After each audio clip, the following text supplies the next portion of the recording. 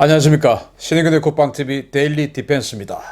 야, 북한 정말 이제 끝이 보입니다. 완전히 희한한 조직을 창설을 했는데, 자, 김정은이 쿠데타를 완전히 공포를 가지고 있는 것 같습니다. 최후의 친위대를 창설했습니다. 최후의 친위대. 야, 이런 조직이 창설이 된 걸 보니까 이제 거의 끝이 보이는 것 같습니다. 무슨 내용인지 알려드리도록 하겠습니다. 자, 미국의 싱크탱크가 감염 발병은 북한의 군부와 정권 엘리트 계층에 대단히 파괴적인 영향을 끼친다 라고 미 의회 기관지인 RFA가 보도를 했어요. 내용 한번 보시면, 자, 미국의 유력 싱크탱크인 유대인 정책센터가 현지 시각 2일 전염병이 북한 정권 붕괴를 야기할 것인가를 주제로 회의를 개최했다. 이번 회의에서 한미연합사 작전참모 출신의 한반도 전문가 데이비드 맥스웰 민주주의 수호재단 선임연구원은 이번 감염 사태가 북한 군부와 정권 엘리트 계층에 대단히 파괴적인 영향을 미칠 것이며, 이로 인해 중앙 통치와 군부 지지 두 가지 요소가 심각하게 손상됨으로써 내부 불안정으로 이어질 것이라고 지적했다. 맥스웰 선임연구원은 김정은은 주민들이 내부 문제에 대해 생각하지 못하도록 관심을 돌리고 그의 군사력과 군부에 대한 통제력을 주민들에게 과시하기 위해 앞으로도 도발을 계속할 것이라고 전망했다 라고 이제 이 RFA가 보도를 했는데, 이 데이비드 맥스웰 연구원은 주한미군 한미연합사 작전 참모였어요. 그래서 이 한반도 문제에 굉장히 정통한 그런 전문가인데, 여기가 이제 지금 이 전염병 문제 때문에 김정은이 군부 그리고 이 여러 분야에서 완전히 이 통제력을 심각하게 손상되고 있다라는 그런 일반적인 내용들, 사실은 저희들이 다 알고 있는 내용들을 이야기를 했죠. 그런데 제가 좀 이따가 정말 충격적인 또 내용을 알려드리도록 하겠습니다. 자, 일단 이렇게 지금 보도가 나오고, 이건 미국의 지식인들도 이제 이런 식으로 광범위하게 공감을 한다라는 말이 되겠죠. 자, 그러면서 곳곳에서 이상 징후가 감지되고 있습니다. 저는 굉장히 의미 있게 봤는데요. 우리나라 국회 입법조사처가 보고서를 작성했어요. 우리나라 국회 입법조사처입니다. 요즘 선거 때문에 관심이 크게 없어가지고 큰 역할을 못하는 것 같았는데, 이런 보고서를 냈어요. 충격적인 보고서인데, 지속되는 대북 제재와 감염 확산으로 인한 극심한 경제난에 따른 주민 불안이 고조되면 명목상의 국가수반인 최령해 국무위원회 제1부위원장 겸 최고인민회의 상임위원장에게 책임을 씌워 제거할 수도 있다 라고 우리 한국의 국회 입법조사처가 보고서를 작성했어요.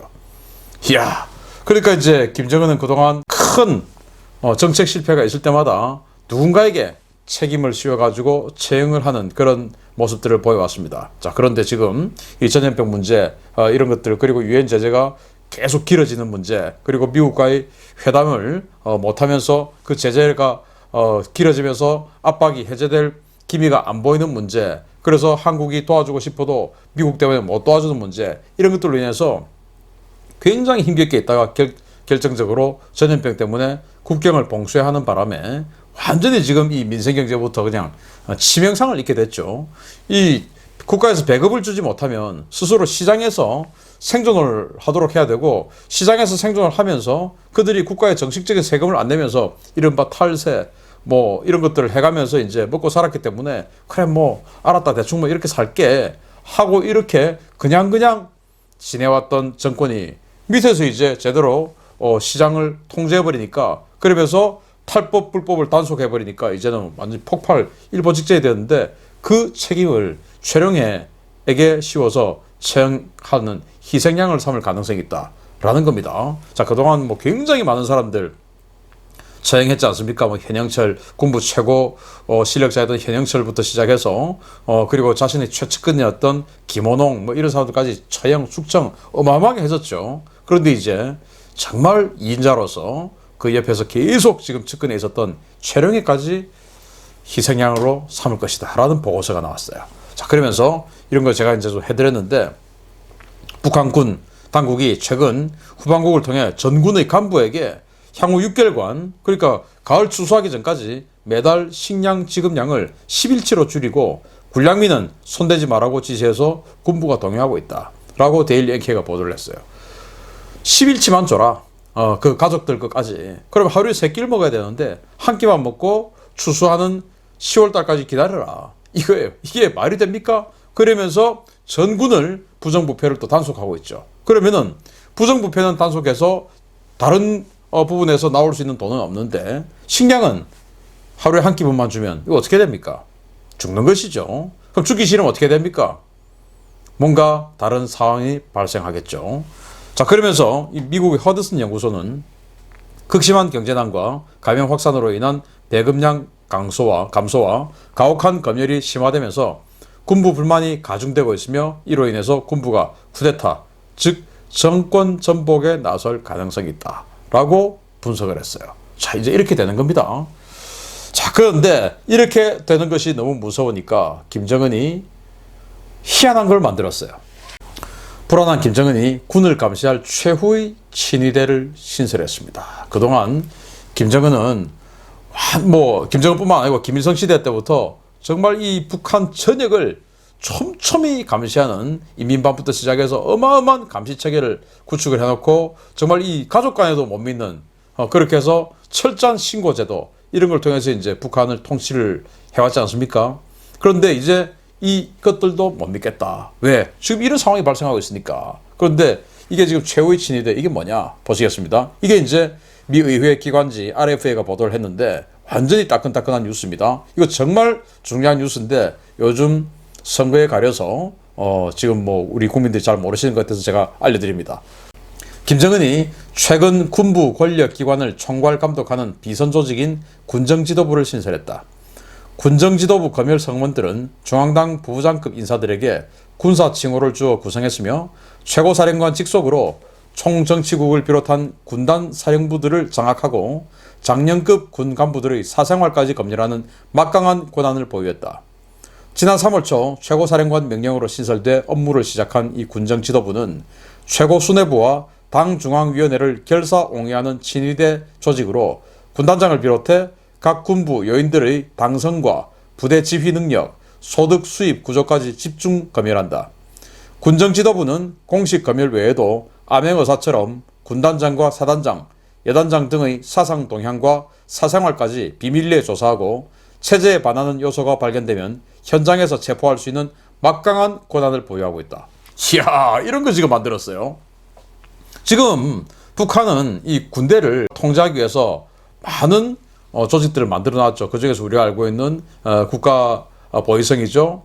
그리고 총정치국이 있죠. 그리고 이제 그런 것들의 감시와 통제를 받아서 군대가 작전을 하죠. 그런데 군정지도부라는 걸 만들었어요. 자, 여기 보시면 총정치국을 비롯해서 군단 사령부를 장악하고 장년급 간부들, 그러니까 장군급들의 사생활을 검열한다 이거예요. 사생활. 그러면서 그들의 지휘 능력과 소득 수입 구조까지 집중 검열한다. 그래서 돈을 얼마 떼먹는지, 어떻게 쓰는지, 그리고 과연 충성심이 있는지 이런 것들을 하는데 목적은 뭐냐? 최고수뇌부와 당중앙위원회를 결사옹위하는 것. 최고수뇌부가 누굽니까? 김정은입니다. 그래서 김정은에 대한 이 충성심이 있는지, 그리고 돈은 떼먹지 않고 있는지 이런 것들을 이제 검열하겠다 이겁니다. 그러면서 이 군단장, 사단장, 여단장, 그러니까 이 지휘관들, 군인들이라고 해서 전부 지휘관은 아니지 않습니까? 군인들 중에서 지휘관은 거의 한 3분의 1밖에 안 돼요. 우리나라도 마찬가지입니다. 나머지는 다 참모들, 지휘관의 참모들, 그리고 이제 군정하는 기관, 우리나라 같으면 각군 본부라든지 국방부라든지 이런 곳에 장군들 많이 있지. 실제로 사단장 이런 사람들은 사실 반이 안 돼요. 그래서 이 지휘관들, 실제 군대를 움직일 수 있는 이 지휘관들이 사실은 대단히 무섭지 않습니까? 그래서 그런 군단장, 사단장, 여단장부터는 거의 한 7, 8천 명 정도를 움직일 수가 있으니까 이런 부대들까지 전부 다 이 지휘관을 검열하겠다. 그렇게 해서 암행어사처럼 비밀리에 조사해가지고 체제에 반하는 요소, 즉 수상한 점이 있으면 바로 그냥 현장에서 체포해서 현장에서 그냥 종결해버리겠다. 이런 걸 만든 거예요. 3월 초에. 정말 이제 군대 아무도 못 믿겠다 이겁니다. 자, 그래서 이 국가보위성 총정치국을 뛰어넘는 무소불위의 검열 조직인 이 군정지도부를 만들었는데 그동안 이 국가보위성은 어떤 역할을 했는가? 지금 현재는 이 전경택 보위상이에요. 전 내각부총리의 아들이고 공군 출신입니다. 완전 채권 어떤 권력을 가지고 있었던 김원홍, 그 김원홍을 숙청한 이후에 기용이 됐고요. 이 국가보위성은 최고사령관, 즉 김정은 직속의 방첩기관이고 한 9만에서 한 10만 정도나 되는 엄청난 규모로 수정이 되는데 중대급까지 보위부장 그리고 지도원을 파견합니다. 그래서 예단급 이상, 그러니까 이제 장성급이 지휘하는 이 부대까지는 보위부장이라고 그래요. 그래서 무슨 여단 보위부장, 무슨 사단 보위부장, 그리고 이제 그 밑에 연대급부터는 보위 지도원이라고 그래요. 그래서 지도원들을 다 파견하는데 중대급까지 지도원이 다 파견되어서 나가서 과연 이것들이 뭘 하는지, 그래서 모든 활동을 사생활 이런 것들을 이제 감시하는 거예요. 이런 역할들을 하고 있고, 이제 그래서 이 국가보위성은 이 군대뿐만 아니고 행정기관까지 그리고 민간 부분까지 다 사실은 이 감시를 하는데 한 9만에서 10만 되니까 실제 이제 군대는 한 2, 3만 정도 가지고 군대를 감시를 해왔었겠죠. 그리고 이제 우리가 알고 있는 조선인민군 총정치국이 있습니다. 우리나라에는 없는 조직이죠. 예를 들어서 국가보위성 같은 경우는 우리나라로 치면 뭐 국정원, 기무사 이런 것들을 이제 합한 기관이다. 물론 권한이나 이런 것들은 뭐 압도적으로 더 강력하지만 어쨌든 뭐 그런 기구다 이렇게 보시면 되겠는데, 총정치국 이거는 뭐 이 자유민주주의 군대에는 없어요. 이거 이제 스탈린 같은 이 공산주의 군대에서 만든 건데, 당의 어떤 지도 이념 이런 것들이 군대에서 제대로 하고 있는가? 그래서 당에서 지시한 것을 군대 지휘관들이 실제로 이 지휘 행위에 반영하는가? 그래서 이번 부대 훈련, 그리고 이번 부대 교육, 그리고 이번 어떤 그 공격 명령 이런 것들이 당에서 내린 지침하고 맞는가 안 맞는가, 이런 것들을 감시하고 지휘관들을 통제하는 거예요. 그래서 이 총정치국에서 파견된 이 정치부장, 그리고 또는 이 하급제대는 이제 연대급 이하는 정치지도원인데, 이 정치지도원의 재가가 없으면 연대장, 대대장, 사단장, 중대장 이런 사람들이 돌격명령, 공격명령, 부대 이동명령 아무것도 내릴 수가 없어요. 그래서 나 지금 위에서 명령 받았는데 이번에 지금 부대 지금 완전군장해서 좀 이동 좀 해야 되겠어요 라고 보고를 하면, 그러면 이제 총정치국에서 파견된 정치지도원이 보고 오케이 하세요. 그리고 이제 그거를 옆에서 이 보위 지도원이 다 보고 있는 거예요. 얘들이 지금 잘하고 있어 하면서 이 보위성은 이 정치지도원과 이 지휘관들을 같이 이제 감시를 하는 것이죠. 그래서 지금 현재는 북한은 김수길 총정치국장입니다. 육군 출신이고 현재 계급은 대장이에요. 평양시당 책임비서였어요. 김정각 정치국장이 이제 경질되고 후임으로 발탁이 된 사람인데, 노동당 중앙위원회 산하 조직입니다. 대외 명칭으로는 제528 군부대예요. 중대급까지 파견되어 있습니다. 보위성처럼 모든 군 성원의 당성을 관리 감독하고 통제하는 기구예요. 통제. 그러니까 국가보위성은 감시하는 기구, 그리고 총정치국은 통제하는 기구인데 파워는 국가보위성이 더 좋습니다. 왜냐? 여기는 사법권까지 있으니까. 여기는 이제 보고를 하는 것이고 여기는 사법권을 가지고 있으니까 그냥 뭐 체포해서 그냥 보내버리죠. 그러니까 여기가 정말 파워가 좋은 것이에요. 그런데 이걸 만든 겁니다. 군정지도부. 이거는 이제 말씀드렸듯이 모든 군 조직의 검열 권한을 가지고 있어요. 이 모든 군 조직이니까 국가보위성까지도 포함되는 겁니다. 총정치국도 아까 이 RFA 보도에 보여드렸듯이 총정치국도 검열을 합니다. 그러니까 이제는 완전히 이 국가보위성과 총정치국 위에 있는 기관이에요.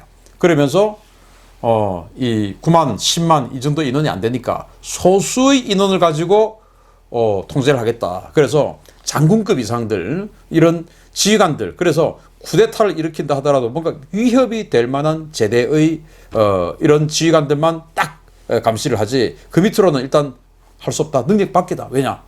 이 요원들을 운영할 수 있는 능력이 없으니까. 운영하려고 하면은 그 사람들에게 더 많은 권한을 줘야 되는데, 그런 권한을 주려고 하면 그 사람들에게 더 많은 혜택을 줘야 되죠. 그런데 지금 이 김정은은 그런 혜택을 줄 수 있는 경제적 여력이 없어요. 그래서 이 보위성을 9만에서 10만 가지고 하려니까 안 되겠다. 이건 너무 돈이 많이 든다. 그래서 아예 장군들만 통제를 하자 해서 소수를 가지고 군정지도부를 만들어서 노동당 부부장급이 내려가서 이제 하는데 아마 조직 지도부에서 파견이 됐겠죠. 그들에게 군사 칭호를 줬다고 했으니까 그냥 장군 계급 붙여주고 지금 감시를 하는 겁니다. 사생활까지 감시하고 현장에서 그냥 바로 체포할 수 있는 이 현장 처리 권한 다 가지고 있는 그런 어마어마한 기구를 만든 겁니다. 자, 김정은이 보위성을 두고 왜 옥상옥을 만들었을까요? 3월 1일 날 RFA는 이렇게 보도했습니다. 북한에서 가장 확실하게 배급을 보장받았던 보위성에 대한 배급이 지난해부터 끊겼다. 일선 보위부원들 생계를 위해서 뇌물을 요구하고 금품 갈취가 극심하다. 2018년부터 보위성에 대한 배급이 끊긴 거예요. 그러면 배급이 끊겼으면 먹고 살아야 되니까 이제 먹고 살아야 되는데 사법권은 있으니까 금품 갈취, 뇌물 이런 것들을 어마어마하게 요구하는 이런 폐해가 생겼다라고 역시 RFA가 보도를 했어요. 그리고 이제 2019년 4월 17일인데 영국의 텔레그래프가 뭐라고 보도했냐. 하노이 정상회담 직후에 보위부 요원 7명이 집단 탈북했다. 경로한 김정은이 중국에 암살조를 파견했다.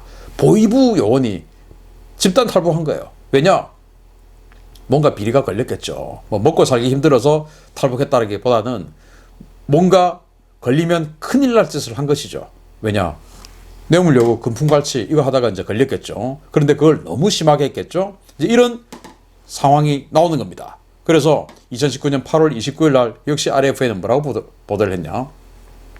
배급이 끊겼던 보위부에 배급이 다시 시작됐지만 가족이 있어도 보위부원 본인 1인 식량만 최소량을 지급한다.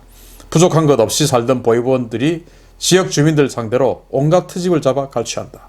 아니 가족이 있잖아요. 그러면은 우리 같으면은 4인 가족이 먹고 살 만한 그런 월급을 받고 4인 가족을 먹여 살리죠. 그런데 북한은 마찬가지로 그 집에 있는 어린이, 또 부인 이런 사람들에 대한 그 가족 구성원에 대해서도 먹고 살 수 있는 배급을 해 주었었어요. 그게 바로 사회주의 공산체제였어요.